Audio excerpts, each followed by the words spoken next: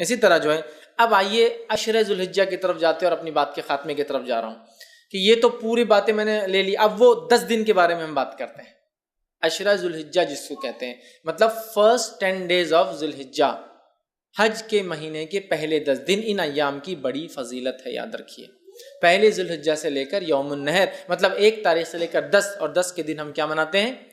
عید مناتے ہیں، یاد رکھیے، بقرعید جس کو کہتے ہیں عام زبان میں، ٹھیک ہے؟ تو یہ 10 دن کی فضیلت کیا ہے اس کی طرف ہم بڑھتے ہیں۔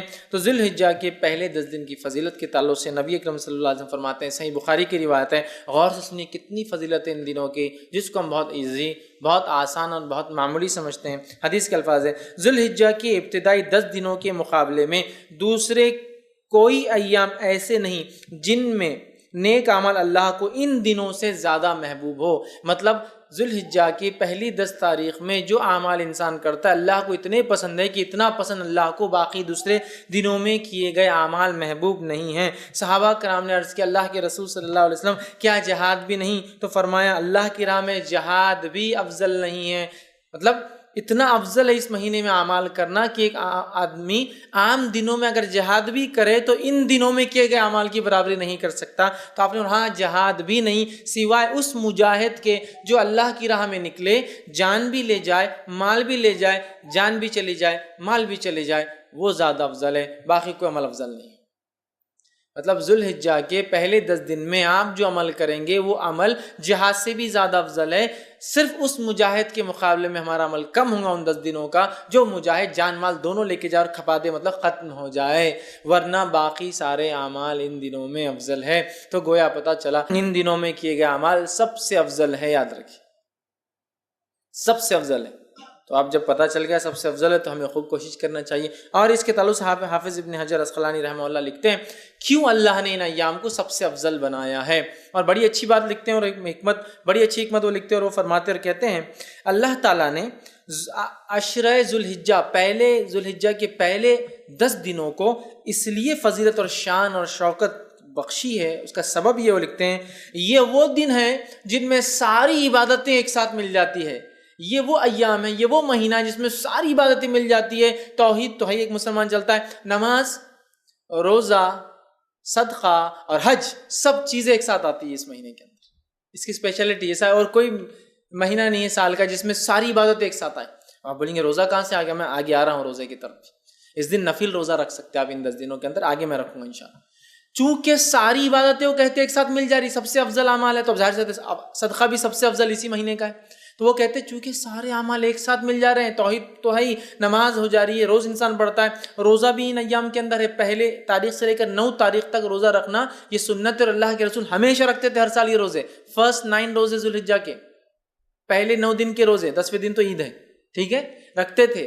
تو روزہ بھی مل گیا، نماز بھی مل گئی، توحید پر انسان تھا، صدقات بھی کرے چونکہ سب سے افضل عمل ہے، اور اس میں حج بھی آ جاتا ہے، سارے ارکان ایک ساتھ آ رہے ہیں۔ تو وہ کہتے ہیں اس وجہ سے اللہ نے یہ حکمت ہو سکتی ہے کہ ان 10 دنوں کو اتنی زیادہ اہمیت دی، اور واقع میں ایسا اور کبھی نہیں ہوتا، یاد رکھیے۔ لیکن ایک سوال، کیا شب قدر سے بھی افضل ہے یہ؟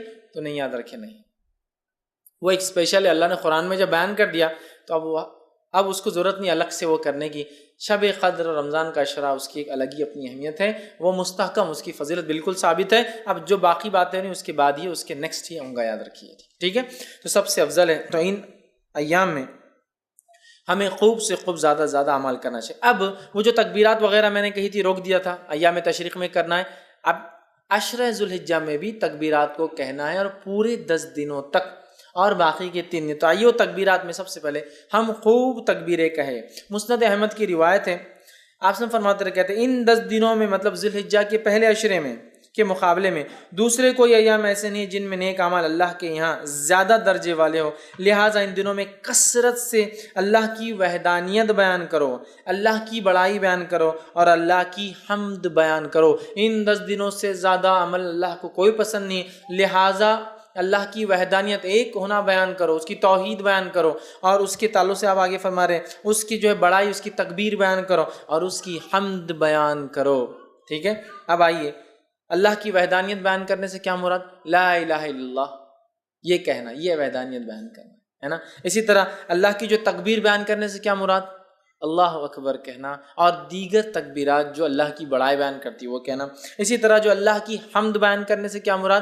اس کی تعریف بیان کرنا، ہر چیز کے اوپر اس کی پاکی اور اس کی تعریف بیان کرنا، یہ اس سے مراد ہے۔ اور پہلے ذوالحجہ سے لے کر 10 ذوالحجہ تک جو تکبیرات کہتے ہیں ان تکبیرات کو مطلق کہا جاتا ہے، یاد رکھیے۔ تو پہلے ذوالحجہ سے لے کر 9 ذوالحجہ تک جو تکبیرات انسان بیان کرتا ہے اسے تکبیر مطلق کہتے ہیں، مطلب وہ تکبیریں جو مطلق ہیں۔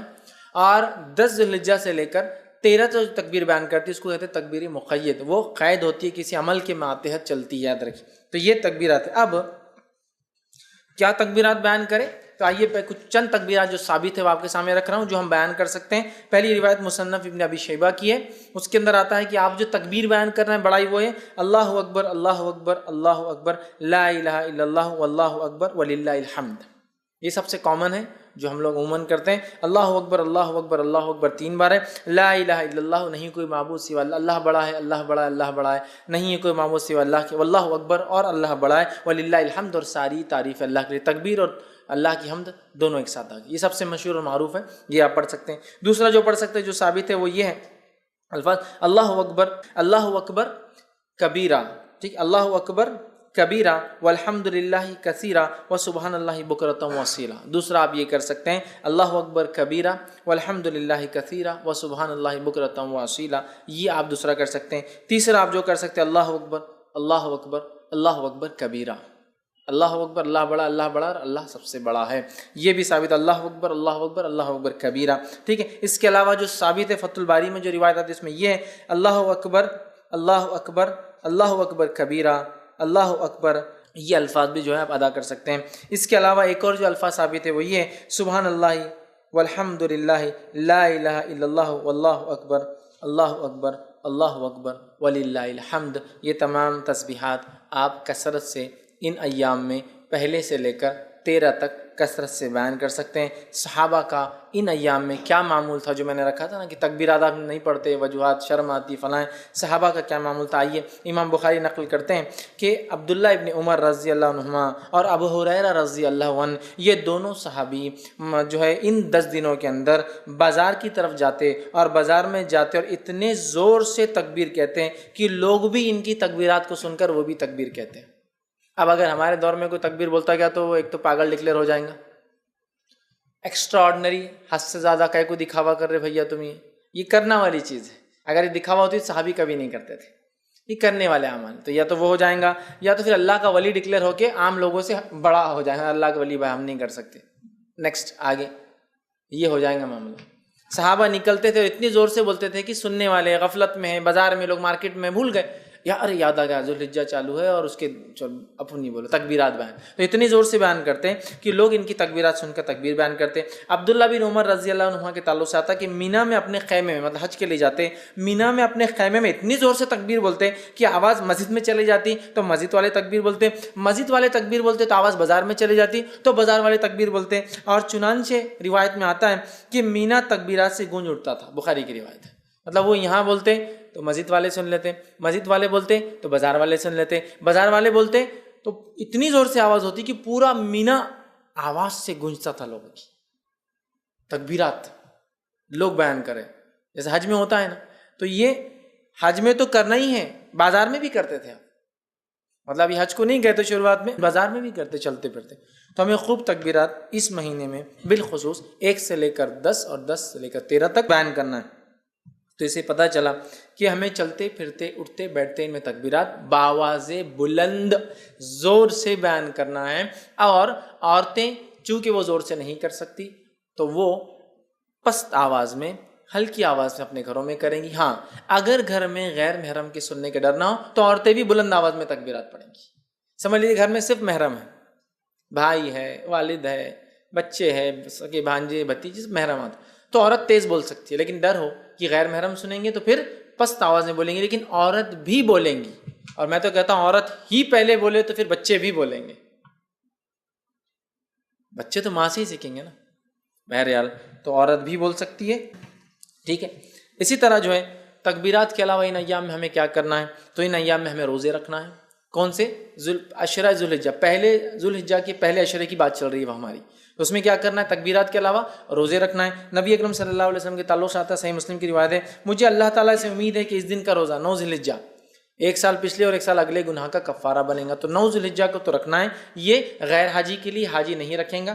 اس کے علاوہ ان مہینے کے اندر جو روزے آپ رکھیں گے اس میں ایک روزہ جو مشہور اور معروف ہے وہ یہ ہے، جس کے تعلق سے روایت اس طرح سے آتی ہے، سنن ابو داؤد کی روایت ہے کہ آپ صلی اللہ علیہ وسلم کی زوجہ مبارک جو ایک زوجہ فرماتی اور کہتی ہے کہ نبی اکرم صلی اللہ علیہ وسلم جو ہے ذی الحجہ مطلب 9 ذی الحجہ کا روزہ، اس کے بعد جو ہے یوم عاشورہ کا روزہ، ہر ماہ کے 3 روزے، اور ایک روایت میں ذی الحجہ کے پہلے 9 روزے، 9 ذی الحجہ عرفے کا روزہ، اور جو ہے 10 محرم کا روزہ، اور ایام 20 مہینے کے 3 روزے کبھی نہیں چھوڑتے۔ اور ایک روایت میں الفاظ ہے آپ صلی اللہ علیہ وسلم پہلے 9 روزے ذی الحجہ کے پہلے مطلب پہلے عشرے کے پہلے 9 دن کے روزے، اور 10 محرم کا روزہ، اور اسی طرح ایام 20 مہینے کے 3 دن 13، 14 اور 15 یہ روزے کبھی نہیں چھوڑتے۔ تو اس روایت میں 9 روزے کے تذکرہ ہے، پہلے 9 روزے، تو پتہ چلا اس مہینے میں روزے بھی رکھنا چاہیے۔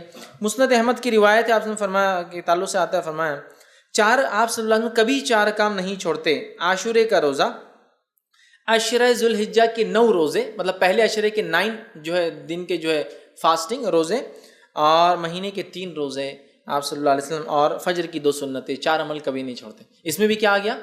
9 روزے آپ صلی اللہ علیہ وسلم کبھی نہیں چھوڑتے تھے۔ تو عشرہ ذی الحجہ میں روزہ بھی رکھیے، تکبیرات، روزہ 9 روزے رکھ سکتے ہیں، 9 نہ بھی ہو پائے تو کم از کم ایک تو ضرور رکھیے، عرفے کے دن کا روزہ، ٹھیک ہے، یہ بھی جو ہے اس میں عمل کرنا ہے۔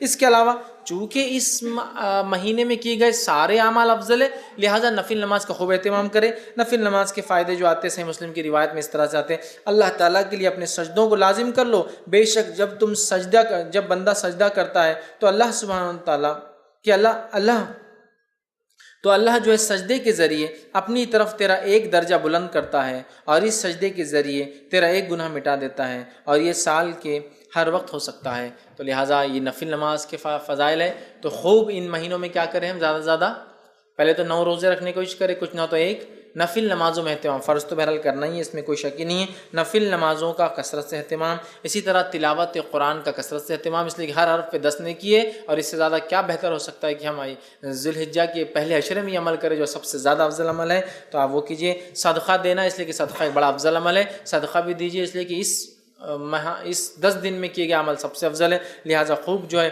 صدقہ آپ کیجیے، اور دیگر جتنی نیکیاں ہو سکتی وہ کریں، اور بالخصوص گناہ کبیرہ سے اور حرام کاموں سے اپنے نفس کو بچائے، بالخصوص گناہ کبیرہ سے اور حرام کاموں سے اپنے نفس کو بچائے، اس لیے کہ محترم اور حرمت والے مہینوں کو پاس اور لحاظ رکھنا یہی ہے کہ اس میں ہم گناہ اور معصیتیں کام نہ کریں، نیکیوں میں اضافہ کریں۔ تو جہاں ہم نیکیوں میں اضافے کی میں بات کر رہا تھا اب تک، تو یہاں گناہوں سے بچنا بھی بہت زیادہ ضروری ہے، اس لیے کہ یہ ایام میں کیے گئے اعمال سب سے زیادہ افضل ہے، لہٰذا خوب نیکی کا ہم اہتمام کریں، اور خوب اپنی نفس کو گناہوں سے بچائے، وہ چاہے ذی الحجہ کا مہینہ ہو یا دیگر اور 3 مہینے، مطلب ٹوٹل 4 مہینے حرمت والے، ان چاروں مہینے کا احترام کرے، حرمت کا پاس و لحاظ رکھے، گناہ اور معصیت سے اجتناب کرے، بالخصوص کبائر سے اپنے آپ کو بچائے، اسی طرح نیکیوں میں اپنے آپ کو آگے بڑھانے کی ہم جو ہے خوب سے خوب جو ہے کوشش کریں، اور بالخصوص وہ اعمال جو اعمال ہمیں بتائے گئے ان ایام میں کرنے کے، ان اعمال کو ہم جو ہے کثرت سے کرنے کی کوشش کریں، زیادہ سے زیادہ نیکی کریں، اور زیادہ سے زیادہ گناہوں سے اپنے نفس کو اپنے آپ کو بچانے کی کوشش کریں۔ اب آئیے آخر بچ چند کلمات کہ ان ایام میں جو مخصوص دن ہیں ان کے کچھ نام آپ کے سامنے رکھ دیتا ہوں تاکہ بات سے واضح ہو جائے۔ جو ہے پہلے عشرے کو جو ذی الحجہ کا ہوتا ہے یا ذی الحجہ کا ہوتا ہے اسے کہتے ہیں عشرہ ذی الحجہ۔ تو عشرہ ذی الحجہ، عشرہ کا معنی 10 ہوتا ہے، تو عشرہ ذی الحجہ بولے تو بعد کے 10 دن یا آخر کے 10 دن نہیں یاد رکھیں، جب بھی روایت میں آئیں گا عشرہ ذی الحجہ تو معنی ہے پہلے 10 دن، فرسٹ 10 days، ٹھیک ہے۔ اس کے علاوہ دوسرا جو ہے یوم الضحیٰ، یہ جو ہے عید الاضحیٰ کے دن کو کہتے ہیں یوم الضحیٰ۔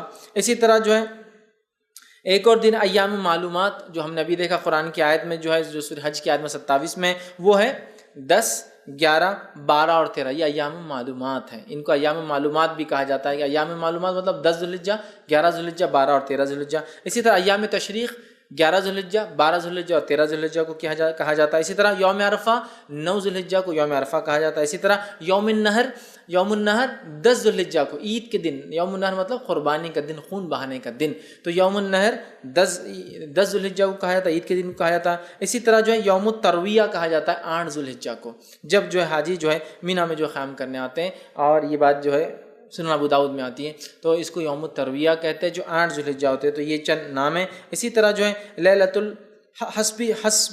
الحسبہ کہتا ہے، ایام تشریق کے بعد جو ایک رات آتی ہے 14 کی، اس کو لیلۃ الحسبہ کہتے ہیں. تو یہ چند نام تھے جو ان دن میں ایام تشریق، یوم النہر، عید الاضحیٰ اور اس طرح سے ہم لوگ سنتے ہیں عام طور سے. تو یہ وہ چند چیزیں تھیں جو میں نے بہتر سمجھی کہ آپ کے سامنے